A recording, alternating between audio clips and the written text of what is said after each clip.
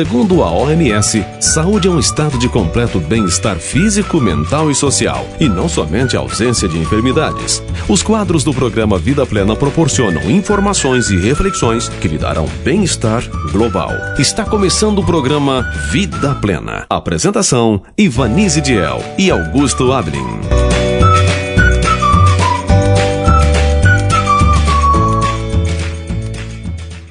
Bom dia, queridos ouvintes da Rádio Cidade Alta FM.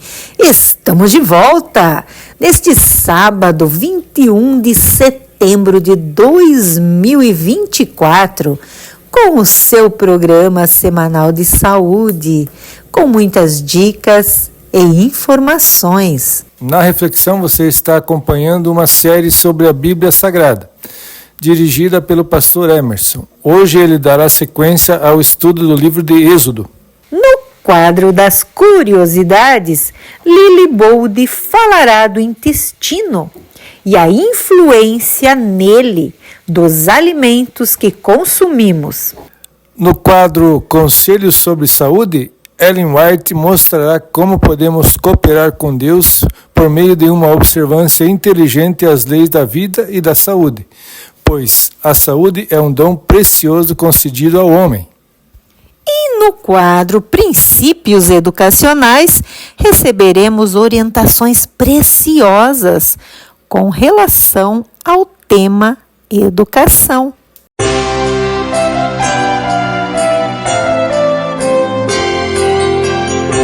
A reflexão da semana com o pastor Emerson Garcia Metzger.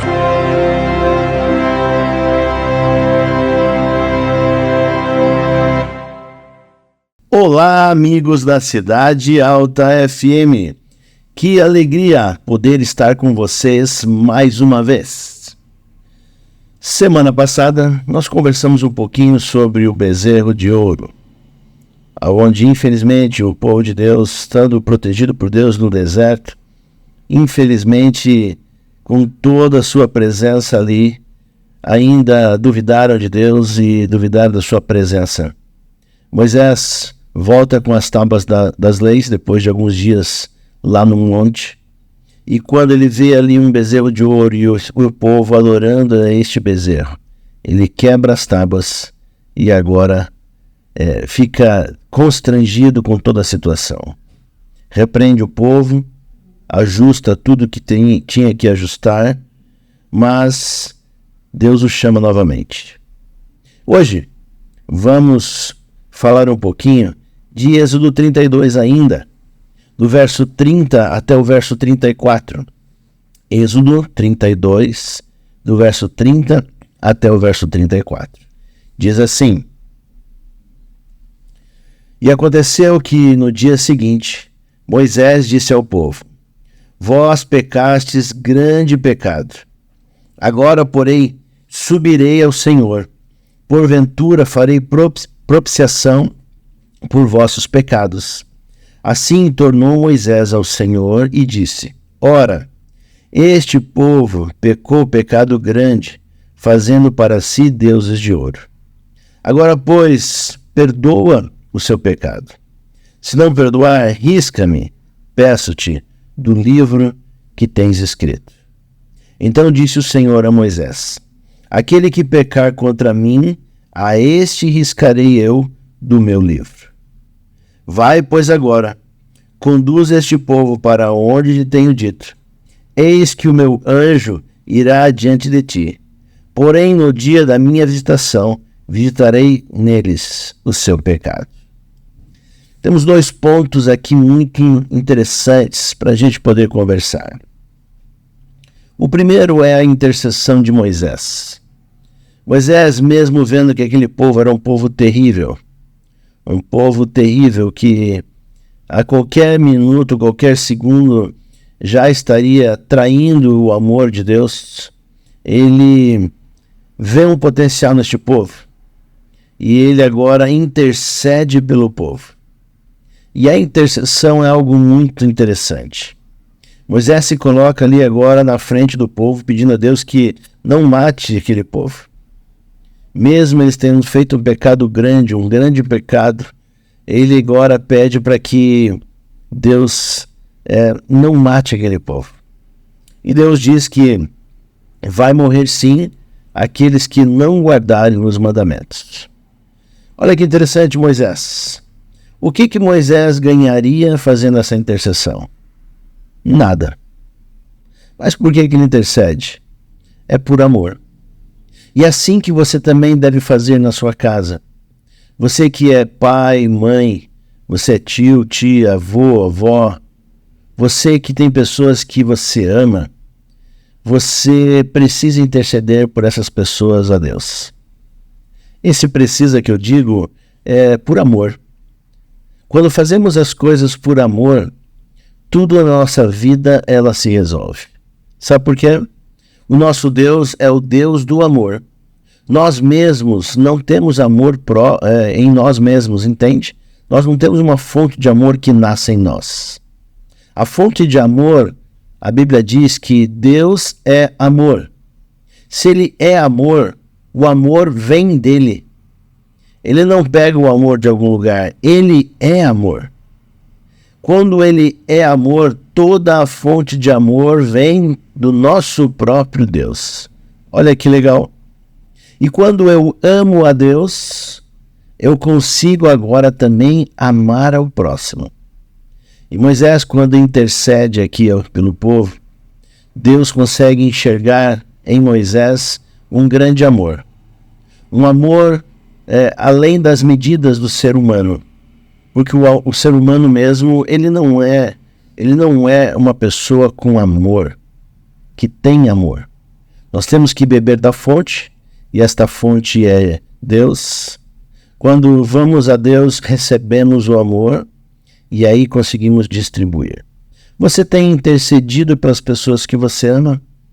Mas Emerson, como que eu vou interceder? Sim, você vai interceder através da oração. Quando nós conversamos com Deus, nós temos uma ligação direta com Deus. Você não precisa pegar o celular, mandar carta, nada para falar com Deus. Você apenas direciona os teus pensamentos a Deus. Você não precisa nem abrir e fechar a boca. Quando você está pensando, Deus está ouvindo os teus pensamentos.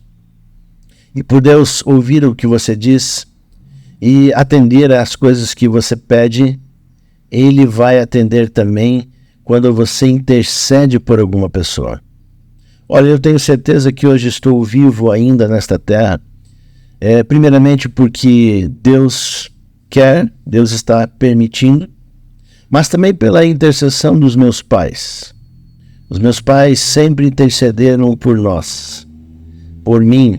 Nós somos 4 filhos, mas eles sempre intercederam pelos 4 filhos. Eu sou testemunha disso porque vi muitas vezes os meus pais ajoelhados ao lado da cama, aguardando até o último filho chegar em casa, para que aí pudesse cessar esta oração. Isto é amor, e este amor vem de Deus. Você ama as pessoas que estão ao teu lado? Ore por elas, interceda por elas a Deus, e Deus vai ouvir. Deus sempre ouve, Deus sempre responde às nossas orações. Tem 3 formas que Deus responde. Imediatamente Ele vai e já faz aquilo que você está pedindo, se isso é o melhor, é óbvio. Deus ele vai seguir a sabedoria que Ele tem, não apenas aquilo que a gente pede. Outra vez Ele diz não, que ainda você não pode receber isso que você está pedindo. E algumas vezes Ele responde assim, não é no momento agora, mas daqui um pouquinho eu vou responder. Ainda não está no momento apropriado. Mas Deus então sempre responde. E você vai ver isso na sua vida, que Deus está sempre respondendo às orações. Eu tenho muitas orações que faço e que já fiz, e que Deus às vezes demora um pouquinho para responder, mas demora na minha concepção. Na concepção de Deus, foi no tempo certo. E é isso que eu e você precisamos entender. Deus conhece todo o tempo, conhece tudo que está ao meu redor. E é por isso que Ele me amando, Ele vai responder aos meus pedidos no momento certo. Ele sabe qual é o momento. E a segunda parte do verso aqui diz que Deus vai riscar do livro aqueles que não obedecem a Ele. Isso fica bem claro para todos aqueles que dizem: não, os mandamentos não valem mais. Olha, se os mandamentos não valem mais, por que terá um julgamento final? Se você entende que tem que ter um julgamento no fim, precisa ter uma lei. E esta lei é a lei de amor, os 10 mandamentos. Deus colocou e deixou bem claro a todo o universo que os 10 mandamentos serão a lei que vai reger o julgamento final. E se você quer passar bem no julgamento final, você quer ser aprovado e viver eternamente ao lado de Deus, você precisa guardar os mandamentos de Deus. Pastor, mas muitas vezes eu não consigo guardar todos os mandamentos. Ok, os mandamentos é bem para isso mesmo. Quando você está errando, ele te mostra o caminho certo. E aí você volta para o caminho certo. Nem sempre eu consigo guardar os 10 mandamentos todos os dias. De vez em quando eu escorrego em algum. Mas o Espírito Santo me mostra que eu estou falhando, eu reconheço, peço perdão a Deus, me arrependo e entro no caminho novamente. Esta é a função dos mandamentos de Deus. Me colocar sempre no caminho correto que leva até os braços de Jesus Cristo. Por isso, leia a Bíblia, guarde os mandamentos e ame a Deus sobre todas as coisas. Um abraço, Deus te abençoe e até a semana que vem. Você está ouvindo Programa Vida Plena.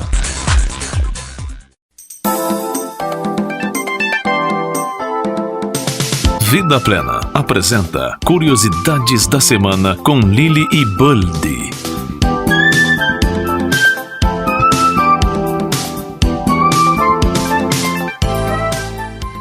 Bom dia! Tudo bem com vocês? Vamos a continuar falando sobre nosso intestino e os alimentos.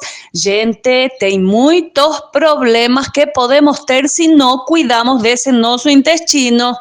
Então, hoje eu vou falar um pouquinho sobre a prisão de ventre.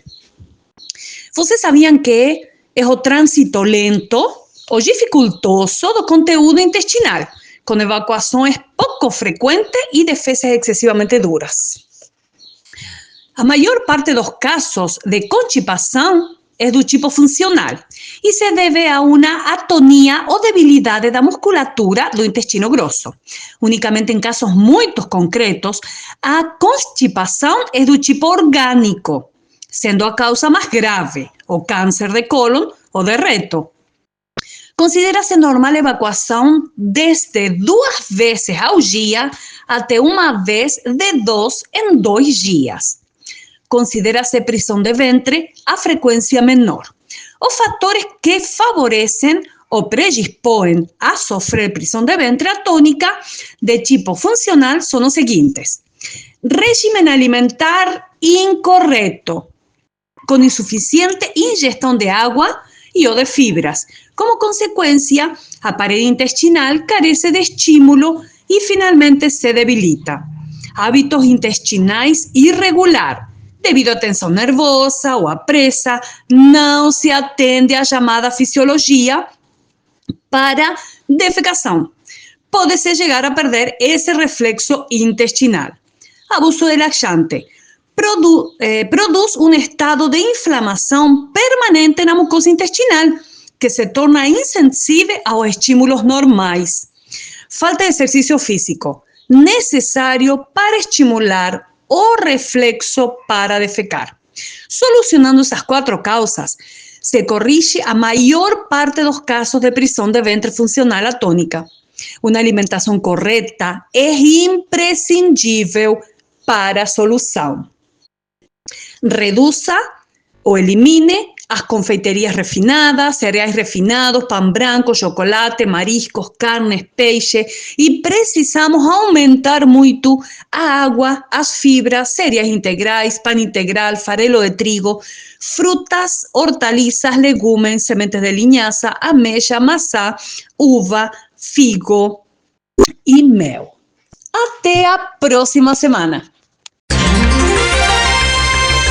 O programa Vida Plena apresenta Conselhos sobre Saúde. Os princípios que nos foram propostos no começo desta mensagem são tão importantes e devem ser considerados com tanta consciência hoje em dia como o foram então. Muitos há que nunca seguiram a luz dada com respeito ao regime alimentar. É tempo de tirar a luz de sob o alqueire e fazê-la resplandecer com radiação clara e luminosa. Os princípios do regime alimentar significam muito para nós, individualmente e como povo. Quando pela primeira vez me veio a mensagem da reforma alimentar, eu era fraca e muito débil, sujeita a desmaios frequentes. Roguei a Deus que me auxiliasse e Ele me apresentou a grande questão da reforma da alimentação. Revelou-me que os que estão guardando seus mandamentos deverão ser postos em relação sagrada com Ele e, por meio da temperança observada no comer e no beber, conservar o espírito e o corpo nas condições mais favoráveis para o seu serviço. Essa luz me foi grande bênção. Tomei posição como observadora da reforma do regime alimentar, sabendo que o Senhor me fortaleceria.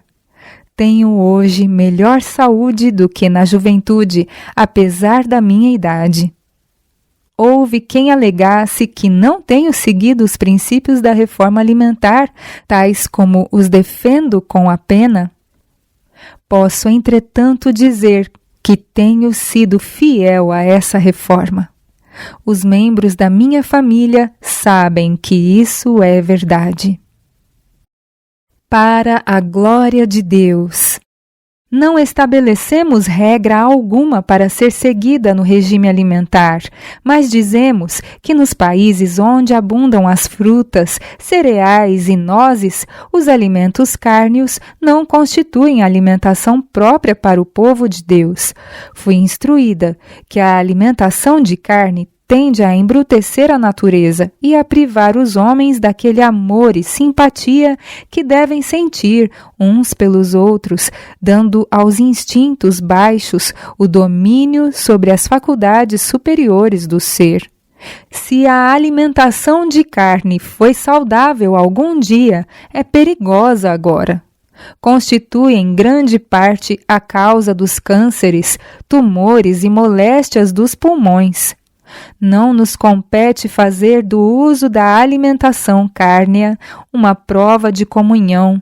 Devemos, porém, considerar a influência que crentes professos que fazem uso de carne têm sobre outras pessoas.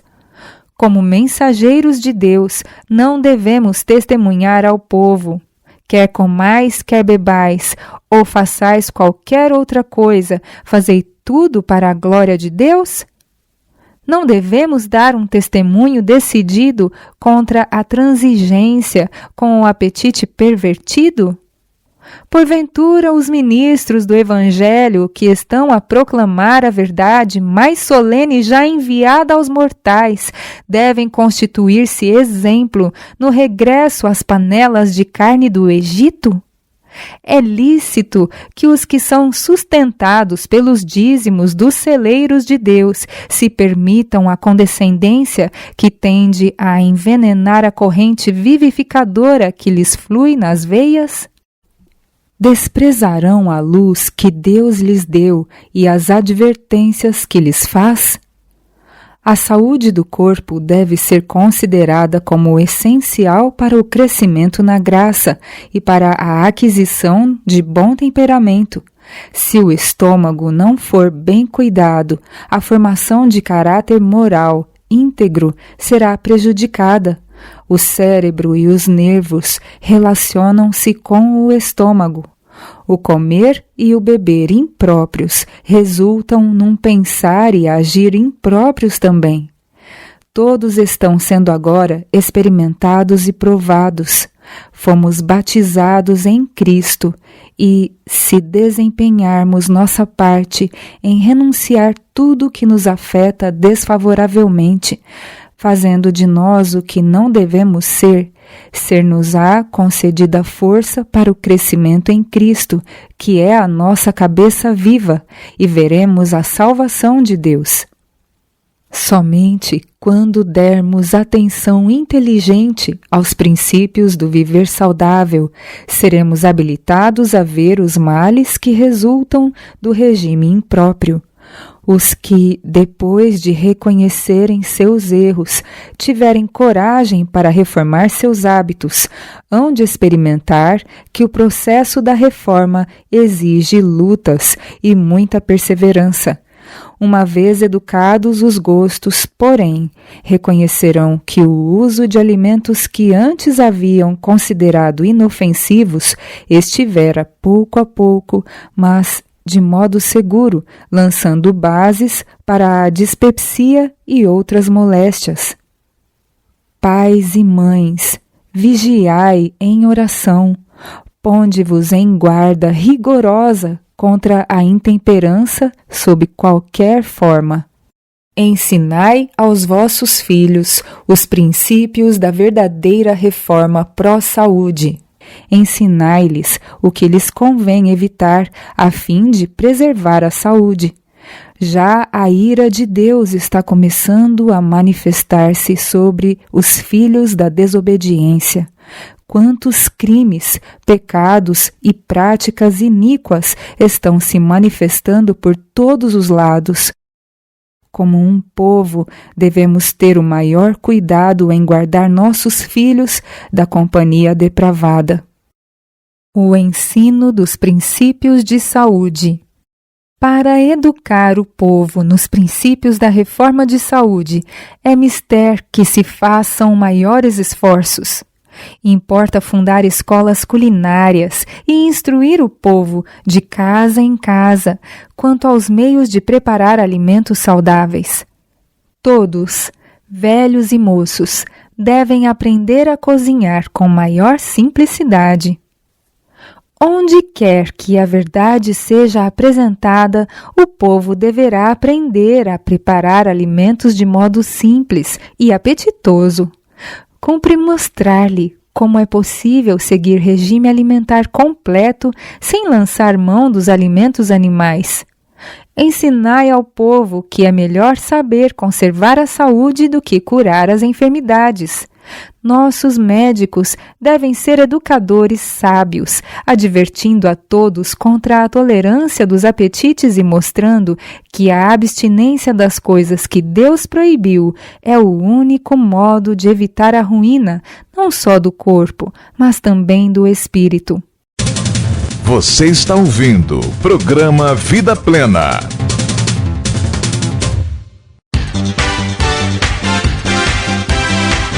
E agora, no programa Vida Plena, Princípios Educacionais.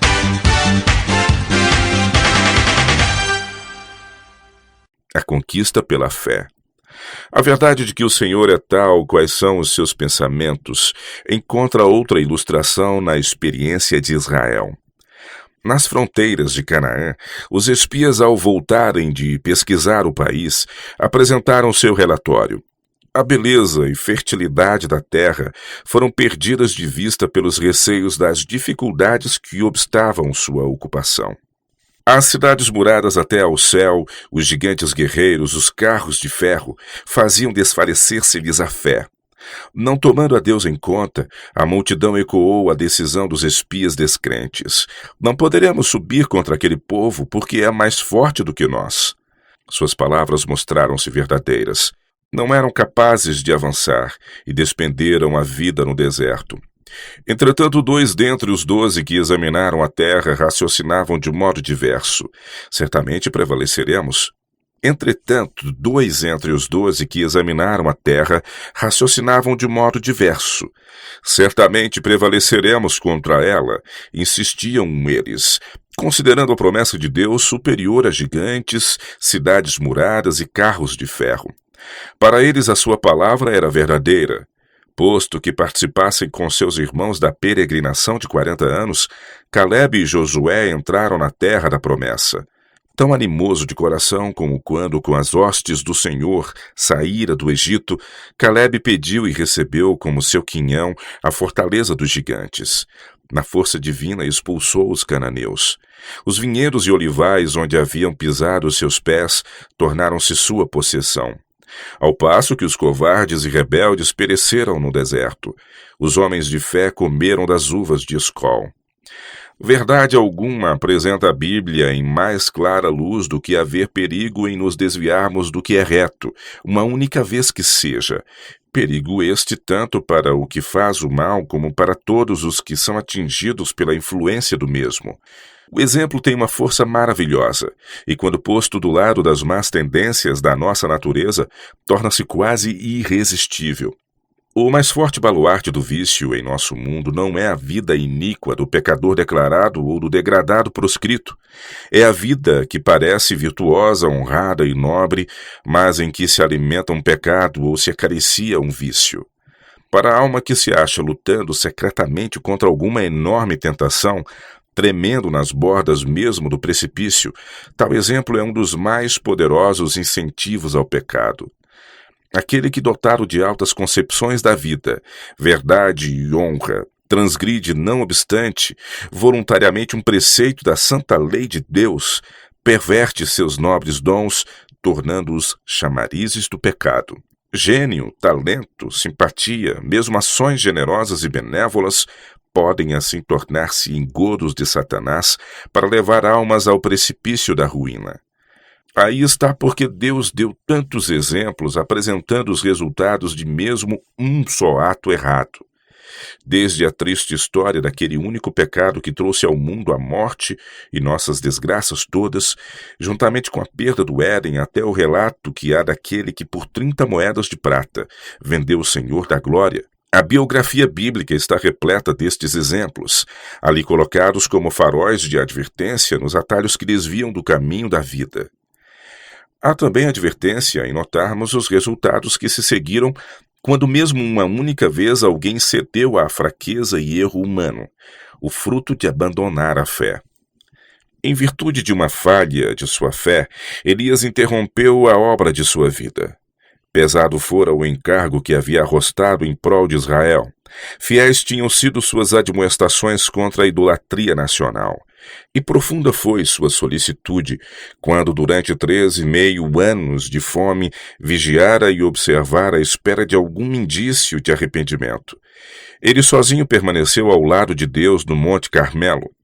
Pelo poder da fé, a idolatria foi derribada e a abençoada chuva testificou dos aguaceiros de bênçãos que aguardavam o momento de serem derramados sobre Israel. Então, em seu cansaço e fraqueza, fugiu de diante das ameaças de Jezabel e sozinho no deserto pediu a morte. Falhara sua fé. A obra que tinha começado não deveria ele terminar. Deus lhe ordenou ungir outro para ser profeta em seu lugar. Mas Deus havia notado o sincero serviço de seu servo. Elias não devia perecer em desânimo e na solidão do deserto. Não lhe caberia descer ao túmulo, mas ascender com os anjos de Deus para a presença de sua glória. Estes registros biográficos declaram o que todo ser humano um dia compreenderá a saber que o pecado só poderá acarretar vergonha e perdas, que a incredulidade significa fracasso, mas que a misericórdia de Deus atinge as maiores profundezas, e que a fé ergue a alma penitente para participar da adoção de filhos de Deus. Você ouviu o programa Vida Plena. Volte a nos ouvir no próximo sábado, aqui na Cidade Alta FM.